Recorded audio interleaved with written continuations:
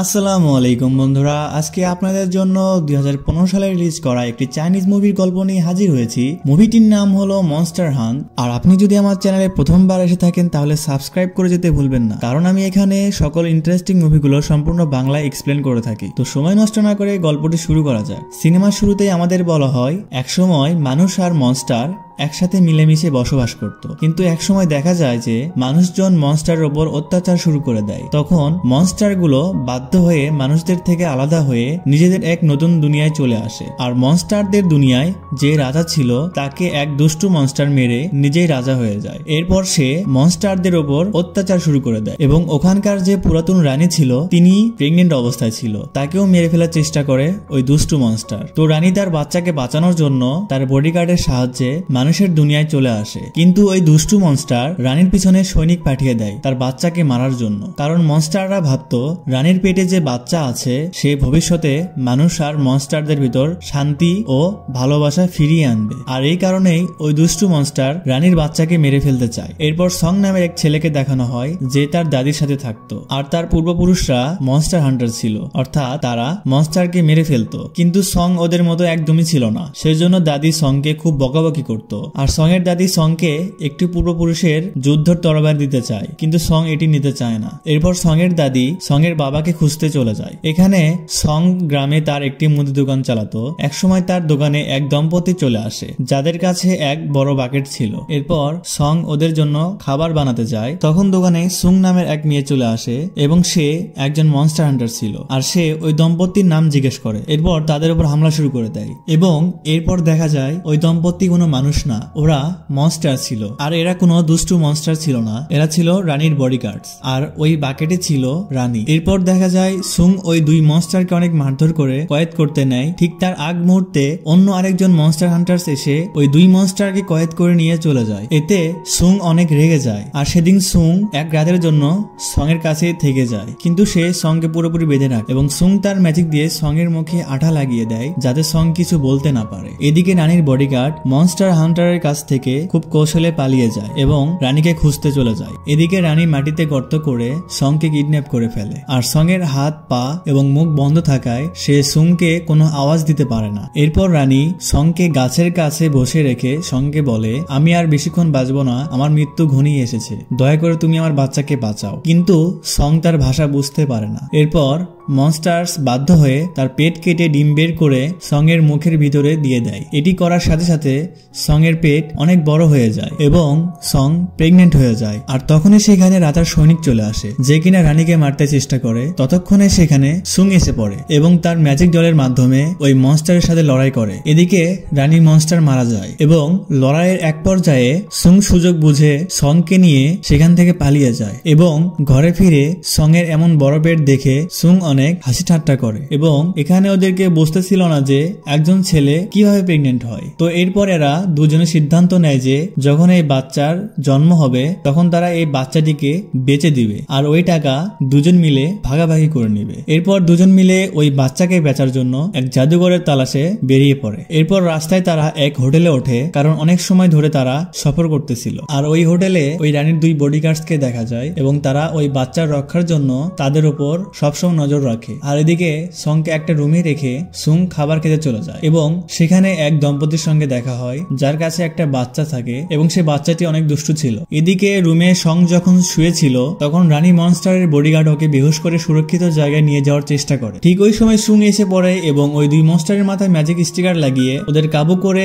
এক আলমারিতে বন্ধ করে রাখে। আর ওই সময়ে সং এর পেটে অনেক ব্যথা শুরু হয়। আর এদিকে সুং বুঝতে পারছিল না যে এখন তার কি করা উচিত। আর তখনই গেটে ওই দম্পতিটা চলে আসে আর সুং ওদের আটকানোর চেষ্টা করে, কিন্তু সং এর চিৎকার শুনে ওরা জোরপূর্বক রুমে ঢুকে পড়ে এবং সং এর ওই অবস্থা দেখে খুব অবাক হন ওই দম্পতি। আর তখনই সং এর মুখ দিয়ে মুলার মতো দেখতে একটি মনস্টারের বাচ্চা বেরিয়ে আসে। এটা দেখে ওই মেয়ে আরো অবাক হয়ে যায়। আর তখনই সুং ওই মেয়েকে অজ্ঞান করে ফেলে এবং ওকে বাহিরে নিয়ে যায় এবং সেখানে মেয়েটির স্বামীও ছিল। আর এখানে এসে ওই মেয়েটি বুঝতে পারছিল না একটু আগে যেটা হলো এটা কি সত্যি ছিল নাকি মিথ্যা। আর তখন সেই মেয়েটি ভেবে নেয় এটি হয়তো স্বপ্ন ছিল। আর এদিকে যে রুমে সং ও তার মনস্টার বাচ্চা ছিল ওই রুমে ওই মেয়ের বাচ্চা চলে আসে আর সে বাচ্চা মনস্টারের সাথে রুমের ভিতর তাণ্ডব শুরু করে দেয়। এরপর অনেক কষ্টে সং তাদের শান্ত করে। যখন সুং আর সং মনস্টারের বাচ্চাকে দেখে তারা অনেক খুশি হয়ে যায় এবং তারা ভালোবেসে হুবা নাম রাখে। এরপর হুবাকে নিয়ে তাদের সফর শুরু করে দেয় এবং যখন তারা আরাম করার জন্য একটি গুহায় ঢুকে পড়ে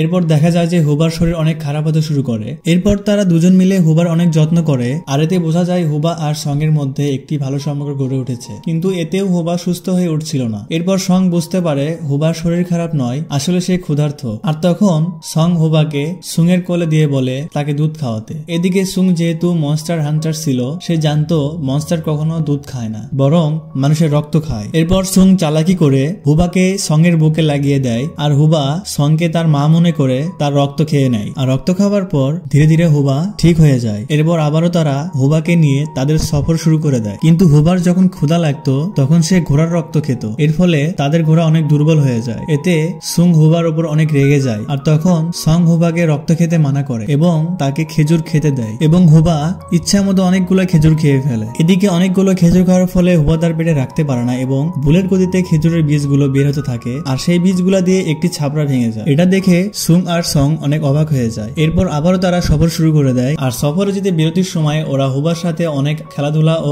আনন্দ করে থাকে আর সং হুবাকে তার ছেলের মতো ভাবতে শুরু করে। কিন্তু এখন তাদের সফর শেষ হয়ে যায় এবং তারা এক বাজারে চলে আসে যেখানে তারা হুবাকে বেচতে এসেছে এবং এক দোকানে এসে সোনার কয়েনের জন্য হুবাকে বেচে দেয়। কিন্তু সং হুবাকে ছাড়তে চাচ্ছিল না কারণ সে হুবাকে তার বাচ্চা মনে করতে শুরু করে। তখন সুং তাকে বোঝায় যে এক মনস্টার কখনো মানুষের সাথে থাকতে পারে না। এরপর হুবাকে এক খাঁচায় বন্দি করে তারা ওখান থেকে চলে যায় আর হুবা ওদের চলে যাওয়া দেখে অনেক কান্না করা শুরু করে দেয়। এদিকে ওরা চলে যাওয়ার সময় তাদের কাছে হুবার একটি আর্ট করা রুমাল দেখতে পায়। সেখানে হুবা সুং আর সংকে নিজের বাবা মা হিসেবে দেখায়। এটা দেখে সুং অনেক মায়ায় পড়ে যায় হুবার জন্য। তখন তারা দুজন মিলে ওই দোকানে চলে যায় যেখানে তারা হুবাকে বেচে দিয়েছিল, কিন্তু ওই দোকানের মালিক জানায় যে সে হুবাকে একটি রেস্টুরেন্টে বিক্রি করে দিয়েছে আর সেখানে আজ রাতে অনেক বড় একটি দাওয়াতের আয়োজন করা হয়েছে যেখানে মনস্টারদের রান্না করে খাওয়ানো হয়। এটা জানার পর তখনই তারা ওই রেস্টুরেন্টের দিকে চলে যায় আর ওই রেস্টুরেন্টে আমাদের এক মেয়ে রাধুনীকে দেখানো হয় যে তার সৌন্দর্য নিয়ে অনেক গর্ব করত আর সে মনস্টারদের কেটে সুন্দর করে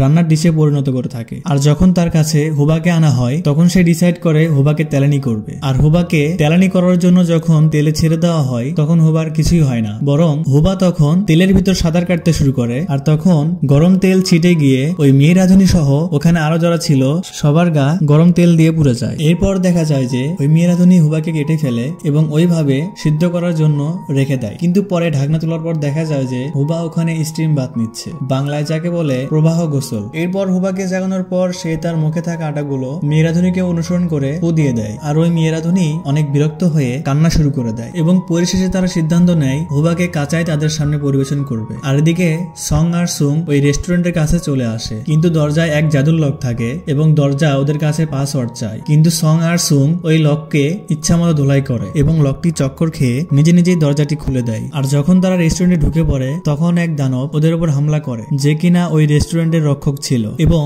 সুং তাদের মারামারির এক পর্যায়ে দানবকে কোনোভাবে হারিয়ে ফেলে এবং সুং সেখানে সংকে তার স্বামী হিসেবে মেনে নেয়। আর এদিকে ডাইনিং রুমে যেখানে দাওয়াতের আয়োজন করা হয়েছিল সেখানে হুবাকে আনা হয়। এখানে ডং যে কিনা রেস্টুরেন্টের মালিক ছিল সে সবাইকে বলে আজ সে এই মনস্টারের মাথা কাঁচাই খেয়ে ফেলবে এবং ডং এখানে হুবাকে অনেক বেশি পরিমাণে মদ পান করায়। এতে হুবা বেহুশ হয়ে পড়ে আর এখানে ডং প্ল্যান করেছে যে হুবার মাথায় তার বিচ্ছুকে ছেড়ে দিবে, এরপর ওই বিচ্ছু হুবার মাথায় ছিদ্র করবে, এরপর সে চামচ দিয়ে হুবার মগজগুলা খাবে। আর যখন ডং তার বিচ্ছুকে হুবার মাথায় ছেড়ে দেয় আর তখন ওই সুংয়ের ওই জাদুর খেলনাগুলি এসে ওই বিচ্ছুকে ছুঁড়ে ফেলে দেয় আর তখন ওখানে সুং এসে পড়ে এবং ডং এর উপর হামলা শুরু করে দেয়। আর এদিকে সং হুবাকে এখান থেকে ছাড়িয়ে নেয়। এরপর সুং হুবাকে নিয়ে সংকে এখান থেকে চলে যেতে বলে, কিন্তু সং সুংকে এখানে একা রেখে যেতে চায় না। আর তখন ডং সুংকে হারিয়ে দেয় এবং সুংকে সাইক্লোনে কয়েদ করে ফেলে। তখনই ওখানে দাদি এসে পড়ে যার গলায় 10টা কয়েন ছিল। আর এই কয়েনগুলো দেখে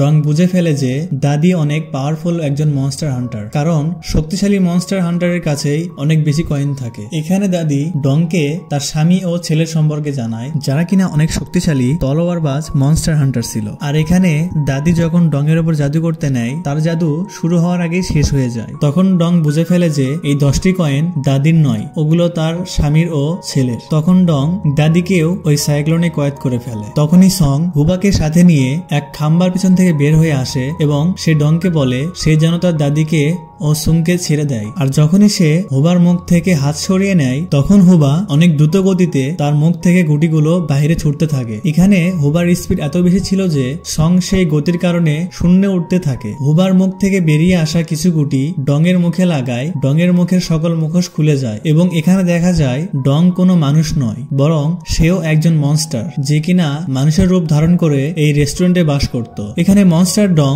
সং এর উপর হামলা করে তাকে ফেলে দেয়। এখানে সং এর দাদি তার কাছে এসে তাকে ওই যুদ্ধের তরবারটা তার হাতে ধরিয়ে দেয় এবং সং ওই তরবার নিয়ে ডং এর ওপর হামলা করে, কিন্তু ওই তরবার দিয়ে ডং এর কিছুই হয় না, বরঞ্চ উল্টা ওই তরবার দিয়েই ডং সংকে মারে। এতে করে সং অনেক খারাপ ভাবে আহত হয় এবং সেখানেই বেহুশ হয়ে যায়। তখন হুবা সং এর কাছে আসে এবং ওই তরবারটি বের করার চেষ্টা করে। এতে হুবার হাতেও ক্ষতের চিহ্ন চলে আসে, কিন্তু পরিশেষে হুবা ওই তরবারটি বের করতে সক্ষম হয়। এরপর হঠাৎ করে সং এর বুকের ওই কাটা ঘা ভালো হয়ে যায় এবং ওই জংধরা তরবারটিও একদম নতুনের মতো হয়ে ওঠে। এদিকে সং উঠে পড়ে এবং ওই তরবার দিয়ে ডং এর উপর হামলা করে আর পরিশেষে ডং সেখানেই মারা যায়। আর তখন দাদি সং এর কাছে এসে গর্ব করে সংকে একটি কয়েন দেয়, যার মানে সং এখন প্রথম ধাপের একজন মনস্টার হান্টার্স হয়ে গেছে। এরপর আমরা হুবাকে সং এর সাথে দেখতে পাই এবং দেখা যায় সং হুবাকে মনস্টারদের দুনিয়ায় রেখে যেতে